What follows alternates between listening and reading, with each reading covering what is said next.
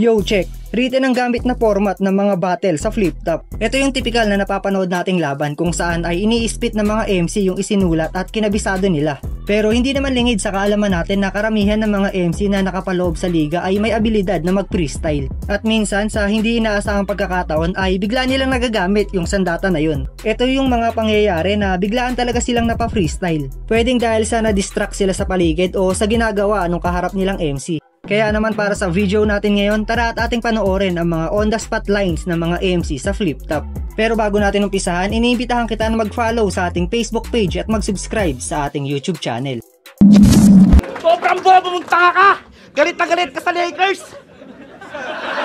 Dapat isama mo sa hukay! Sobrang demonyo, pati si Lebron nilagyan niya ng sungay!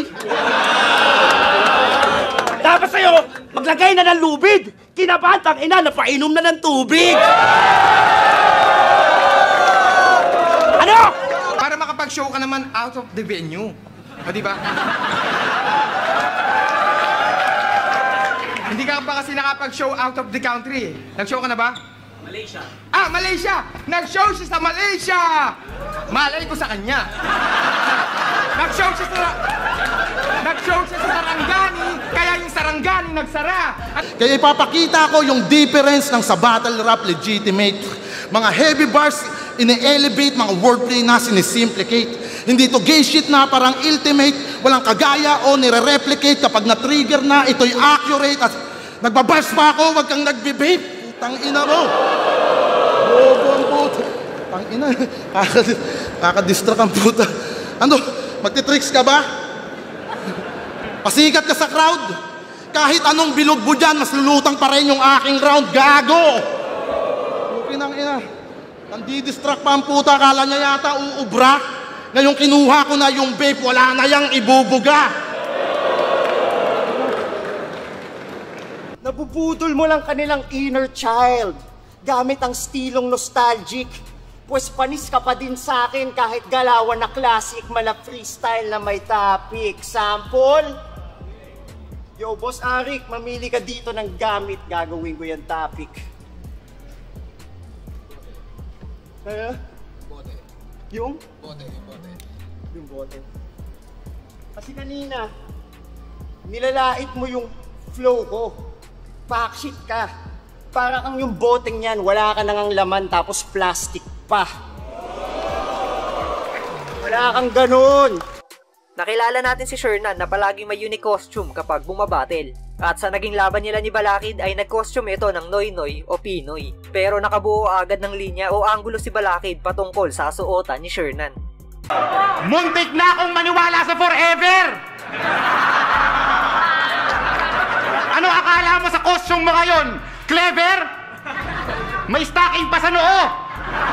Ano ka ba, Apnoy? Hindi ko makilala kung si Pinoy ba yan o si Tito Boy!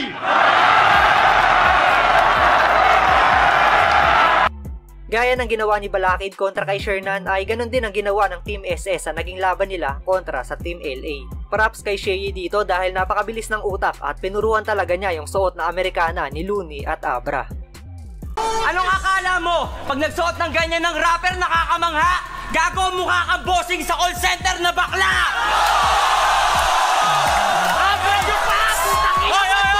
Anong akala mo? Yung ganyang suot bagay sa mukha mo?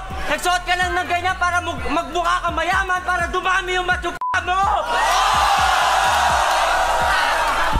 Tanginan to, ang daming sinasabi, ang sarap kaltukan! Yung buong round mo, tangina! Ang lakas ng ulan. Outdoor boys, paru-paro G, ba't adan, ba't adan. Wala tayong magagawa, talagang sasakay sa TikTok para mag-trend ang kanyang sound. Diba? Itong champion na sunugan, sa akin lapnos, sa sobrang lakas ko, sumasabay na sa akin ang Diyos!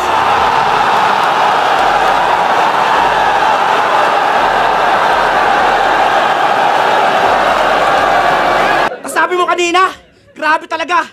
Pagkamama mo, wala kaming Amazon na cable pero Amazon na asawa ko. Ganyan mag-freestyle! Pag ako dumating, may sakit si Ari ko, biglang gumaling!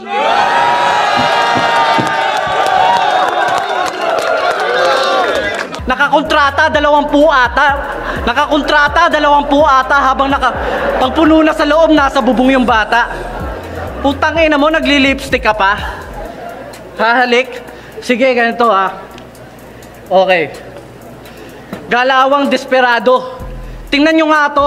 Kala mo may impact. Galawang desperado, palibasa, nagdi-distract. Isa sa pinaka-classic na freestyle na ginawa ni Zaito sa battle ay noong nag-freestyle siya sa laban nila ni Sinyo. May parte kasi doon na pinifreestyle niya yung bagay na sinasabi ni Lil Jan. O diba, literal na on the spot. Lil Jan, bigyan mo nga ako ng mga salita, subukan kong upayin habang binibigyan kita ng... Lakasan mo! Bumbilya! Bumbilya, ang simbolo ng mga panisin yung uuwi sa kanilang lumuluwa ang mata. Sapatos. Sapatos ang magsisilbing paang ipapalo ko sa pagbumuka mo mamaya. Medyas. Medyas ang papakain ko sa mag-asawa mamaya. Pagtapos natin maglaban, papakainin pa kita ng sa mukha. Orasan. Orasan na dapat tandaan mo lagi na meron tayong dapat hantungan. Malapit na ang katapusan mo sinyo, pwede ka na nilang palakpakan. Magsalamin ka pa, putang ina, dito sa loob na kasanglas. Ang lakas ng tama mo, walang araw sa labas.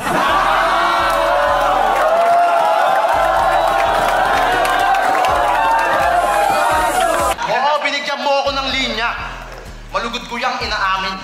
Pero yung laban nyo ni Fukuda, yung Shohoku reference, di ba? Sa akin yun nang galing. Diba? Oo, tignan mo, sumasagot oh. Tignan mo naman, bad trip na. Sakto lang na meron kang here kasi iyakin ka. Sasabihin mo, pogi ka sa inyo? Takin na tornilyo ang luwag. Kung ganito pogi sa Iloilo, ano yung mga tao dun? Bulag?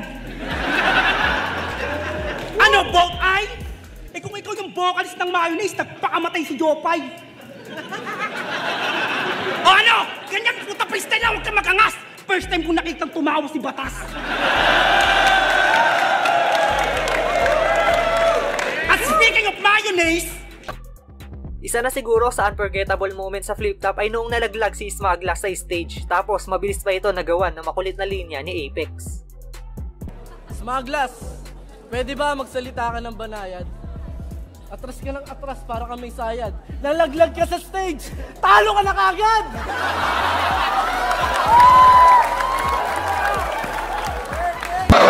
Paano magiging classic to? Kung ang nagre-react lang kayo, puro sa bars nisin nyo. Tapos shoutout sa'yo, ate! Shoutout sa'yo! Dahil sa'yo, di na ako pagtatawanan. Thank you lang ang masasabi ko. Sorry, hindi kita pwedeng I love you-han. Sa part na to ay may inilabas na cellphone si Dopey at napansin ito ni Icarus at agarang gumana yung freestyle ability niya para punahin yung ginagawa ni Dopey. Ba't naglalabas ka niyan? May nag-text o ba't may tawag? Ba't walang ringtone? O tinitignan mo lang yung kodigo mo sa cellphone?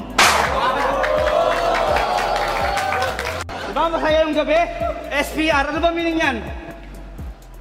Samahang pangong rumarami!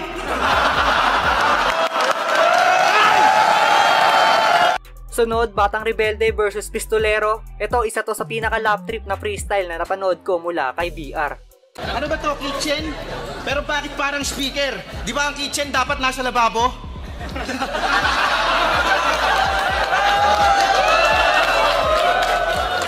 Pumapalakpak sila kahit kanina pa kita ginagago. Kasi alam mo totoo, kinain mo yung nanay ko. Kaya palang baho mo. Subukan, sa susunod na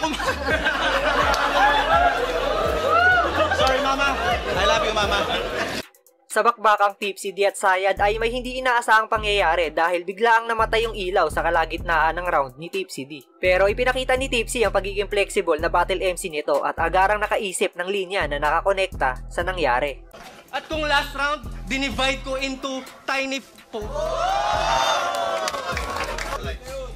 Yo, huwag kayong maingay para malinaw. Kasi papatayin ko na to parang yung ilaw. Yo! Tas kumukuha ka pa ng ganyan, putang ina mo ka! Ako naman!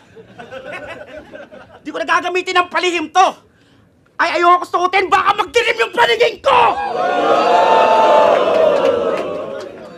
Gumagamit ka pa ng salamin?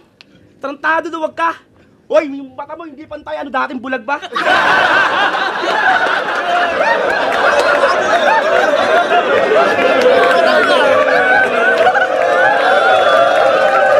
Tarantado pagkapeke! Masyado kang paleche! Gumagamit sa salamin para makalamang sa lente! At ayan nga ang mga on the spot na linya ng ating magigiting na Battle MC. Marami pang hindi nasama sa video na to kaya asahan nyo na gagawan pa natin to ng part 2.